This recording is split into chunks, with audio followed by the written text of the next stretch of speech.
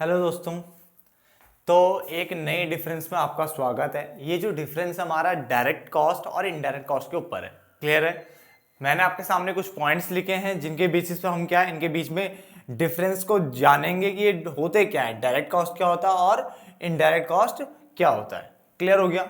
तो स्टार्ट करते हैं। सबसे पहले हमारे पास है मीनिंग, है ना। मीनिंग क्या होता है? तो उसने बोला है कि direct cost is a cost, एक ऐसा कॉस्ट होता है that can be directly related, जो कि डायरेक्टली रिलेटेड होता है किससे? टू अ पर्टिकुलर, देखो यहाँ पे वर्ड क्या लिखा हुआ है, पर्टिकुलर प्रोडक्ट और पर्टिकुलर सर्विस, यानी क्या तो किसी पर्टिकुलर प्रोडक्ट से रिलेटेड या किसी पर्टिकुलर सर्विस से क्या होता है, डायरेक्टली रिलेटेड होता है।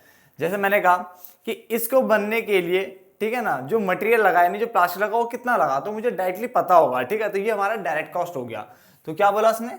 डायरेक्ट कॉस्ट एक ऐसा कॉस्ट होता है that can be directly related, जो कि डायरेक्टली रिलेटेड होता है किसी पर्टिकुलर प्रोडक्ट या पर्टिकुलर सर्विस से, ठीक है, बीइंग प्रोड्यूस्ड, जो उससे प्रोड्यूस हो रही है। समझ में आ गया? तो डायरेक्ट कॉस्ट क्या होती है? आइडेंटिफाइड होती है, आइडेंटिफाइबल होती है, इसको आप आइडेंटिफाई कर सकते हो, पहचान कर सकते हो। जबकि जो इनडायरेक्ट कॉस्ट होती है, इसने लिखा है cost are cost used by, जो कि यूज कौन करता है? बाय मल्टीपल एक्टिविटीज, यानी इसको किसी पर्टिकुलर प्रोडक्ट पे नहीं देख रहा आप, इसे देख रहा हो मल्टीपल एक्टिविटीज द्वारा यूज किया जाता है। इसका मतलब ये इजीली आइडेंटिफाइबल है ही नहीं। समझ में आया ना? And which can not therefore be assigned to a specific cost object, इसलिए आप किसी पर्टिकुलर जगह पे आप इसको क्या है इजीली आप इसको असाइन कर ही नहीं सकते। तो डायरेक्ट कॉस्ट की बात देखें तो डायरेक्ट कॉस्ट में क्या लिखा है? A direct cost is a cost that can be directly related to a particular product or service, ठीक है, being produced, ठीक है ना। ठीक है, यहां पे हम बात करें आगे चले तो इनडायरेक्ट कॉस्ट क्या? इनडायरेक्ट कॉस्ट यूज्ड बाय, जो कि यूज करा वो कॉस्ट होती है, इसे यूज करते हैं मल्टीपल एक्टिविटीज, ठीक है, multiple activities and which can not therefore be assigned to a specific cost object. Number 2 उसने बोला आल्सो कॉल्ड एज, इसको क्या बोलते हैं? इसको बोलते हैं, इसने बोला variable cost. It can also be called as variable cost, इसको वेरिएबल कॉस्ट बोलते हैं। वेरिएबल कॉस्ट मतलब वो कॉस्ट जो चेंजेबल हो, जो चेंजेबल हो, तो ये वेरिएबल कॉस्ट होती है। It can also be called as fix cost. तो अब देखो बच्चों के दिमाग में क्वेश्चन रहता है क्या इंडायरेक्ट कॉस्ट सारी फिक्स कॉस्ट होती है? तो ऐसा नहीं है। इंडायरेक्ट कॉस्ट क्या है? फिक्स्ड और वेरिएबल दोनों हो सकती है। समझ में आ गया?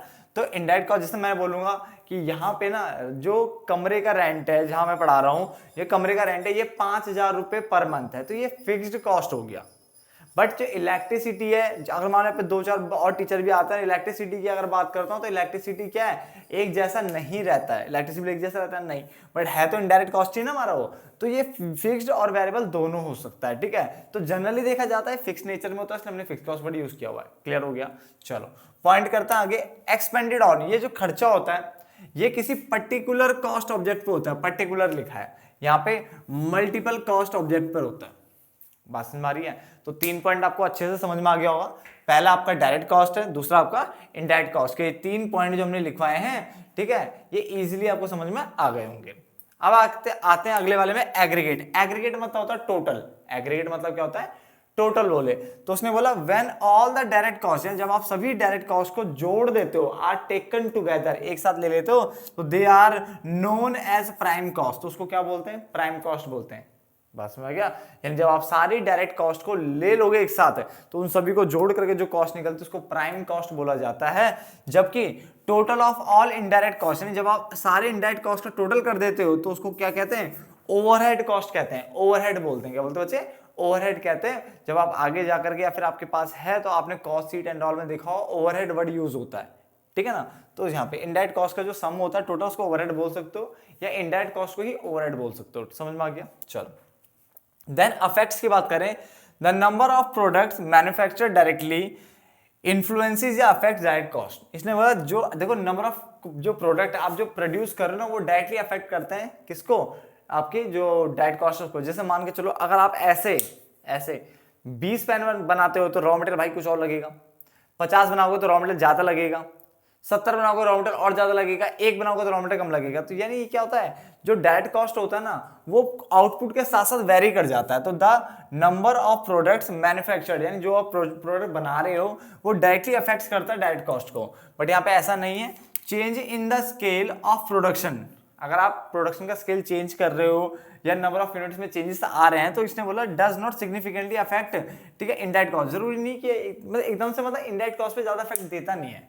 अब जैसे मान लो मैं यहाँ पे अगर बात करूं, मैं 50 बच्चे पढ़ाऊं 3000 रुपये किराया तब भी दे रहा हूँ, 100 पढ़ाऊंगा तो भी 3000 रुपये किराया दूंगा उस कमरे का, ठीक है। तो जनरली जो हमारा जो नंबर ऑफ जो आउटपुट हम प्रोड्यूस करते हैं जनरली वो इनडायरेक्ट कॉस्ट को अब ज्यादा अफेक्ट नहीं करता है, थोड़ा बहुत कर सकता है बट ज्यादा ऐसा कुछ नहीं है। तो ठीक है, तो change in the scale of production does not significantly affect, ठीक है, इनडायरेक्ट कॉस्ट। समझ में आ गया यहाँ तक। देन उसके बाद हमने एग्जाम्पल लिखा। एग्जाम्पल की बात करें तो पहले में direct material, direct labour, direct expense जो कि डायरेक्टली लग रहे हैं किस पे, किसी प्रोडक्ट पे, स्पेसिफिक प्रोडक्ट पे, ठीक है ना, पर्टिकुलर प्रोडक्ट पे, ठीक है। आगे इसके बाद करें, इसमें आता है indirect material, indirect labour, indirect overhead. Indirect overhead में आप जैसे लिख सकते हो, जैसे रेंट हो गया, इसके इसी के पॉइंट मैंने लिखे हैं, ठीक है ना, रेंट हो गया, एडवर्टीजमेंट का खर्चा हो गया, इलेक्ट्रिसिटी एक्सपेंस हो गया, एक्सेट्रा एक्सेट्रा एक्सेट्रा। क्लियर हो गया। तो बिल्कुल आसान सा डिफरेंस था, ऐसा कोई खास में कुछ बड़ी चीज नहीं है। डायरेक्ट कॉस्ट वो कॉस्ट है जो कि आइडेंटिफाइबल होती है, आप इसको आइडेंटिफाई कर सकते हो इजीली।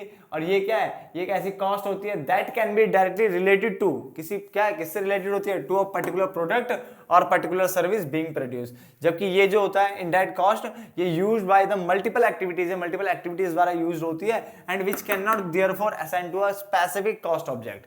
हमने बात करी यहाँ पे, तो it can also be called as variable cost, it can also be called as fixed cost. Fixed cost, but याद रखना इनडायरेक्ट कॉस्ट फिक्स्ड और वेरिएबल दोनों हो सकती है, ये आपको याद रखना है, ठीक है ना। उसके अलावा एक्सपेंडिचर जो खर्चा होता है ये पर्टिकुलर किसी कॉस्ट ऑब्जेक्ट पे ही इसको देखा जाता है, ये मल्टीपल कॉस्ट ऑब्जेक्ट पे होता है, ठीक है ना। उसकी बात अगर हम बात करें एग्रीगेट में, तो जो टोटल ऑफ डायरेक्ट कॉस्ट होता है उसको प्राइम कॉस्ट बोला जाता है, और जो इसका जो टोटल होता है वो ओवरहेड कॉस्ट होता है, ठीक है। मैं एक पॉइंट और बता देता हूं अभी आपको, ठीक है ना, अभी देखते हैं। उसके बाद इफेक्ट्स की बात करें तो उसमें number of products manufactured directly, the number of product manufactured directly वो अफेक्ट करते हैं इसको डायरेक्ट कॉस्ट को, बट यहाँ पे चेंज इन स्केल जो है ऑफ अ प्रोडक्शन जो है डज नॉट सिग्निफिकेंटली, वो एकदम से मतलब एकदम से ऐसा कोई इफेक्ट नहीं दिखाएगा इसमें इनडायरेक्ट कॉस्ट में खासकर, ठीक है ना। एग्जांपल में हमने लिखे थे direct material, direct labour, direct expense. यहाँ पे हमारे इनडायरेक्ट मटेरियल है, इनडायरेक्ट लेबर है, और जो हमारे इनडायरेक्ट एक्सपेंस होते हैं उसको ओवरहेड ही बोला जाता है, तो ओवरहेड हो गया हमारे। क्लियर हो गया। चलो आप इसके अलावा ये देख सकते हो कि अगर अकाउंट्स की अगर हम बात करें, अकाउंट्स की अगर हम बात करें तो अकाउंट्स में जो हमारा जो डायरेक्ट कॉस्ट है वो COGS का पार्ट होता है, कॉस्ट ऑफ गुड्स सोल्ड, ठीक है। किसका पार्ट होता है, कॉस्ट ऑफ गुड्स सोल्ड। तो अकाउंट्स में अगर हम देखें तो ये कॉस्ट ऑफ गुड्स सोल्ड का पार्ट होता है, जिसको हम cost of revenue from operation भी बोलते हैं। क्या बोलते हैं, cost of revenue from operation. तो आप ये पॉइंट लिख सकते हो, ये COGS का नहीं कॉस्ट ऑफ गुड्स सोल्ड का पार्ट होता है। क्लियर है। जबकि अगर हम इनडायरेक्ट कॉस्ट की बात करें तो ये ऑपरेटिंग एक्सपेंस का पार्ट होता है। किसका पार्ट होता है, ऑपरेटिंग एक्सपेंस का पार्ट होता है, हाँ है ना। क्लियर हो गया यहाँ तक। अगर आपको डिफरेंस समझ में आ गया है, ठीक है, तो फिर तो बल्ले बल्ले, क्योंकि काफी आसान सा डिफरेंस था। और मैं इस डिफरेंस को यहीं पे खत्म करता हूँ, एंड करते हैं इसको, ठीक है, और मिलते हैं फिर किसी एक नए डिफरेंस में। तब तक के लिए धन्यवाद दोस्तों।